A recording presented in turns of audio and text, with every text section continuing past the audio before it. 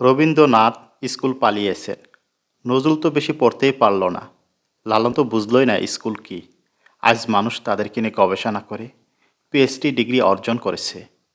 Andrew কার্নিকে তো ময়লা পোশাকের জন্যই পার্কে ঢুকতেই দেয়নি। ৩০ বছর পরে উনি সেই পার্কটি কিনে ফেলেন আর সাইনবোর্ডে লাগিয়ে দেন, সবার জন্য উন্মুক্ত। স্টিভ জব শুধুমাত্র একদিন ভালো খাবারের আশায় ৭ মাইল দূরে পায়ে হেঁটে গির্জায় যেতেন।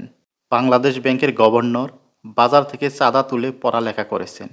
উনি সবার ঋণ শোধ করতে পারলেও ওই চাঁদার টাকা শোধ করতে কোনোদিন সাহসই পাননি।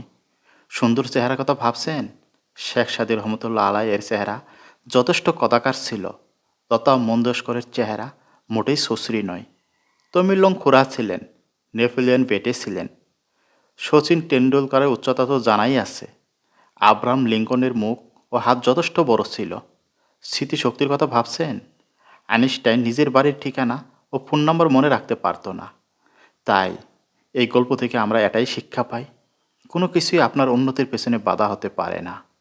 যদি কোনো কিছু বাধা হয়ে দাঁড়ায়, তবে তা আপনার ভিতরের ভয়। ভয়কে দূরে রেখে জয় করা শিখুন, সাফল্য ধরা দিবেই।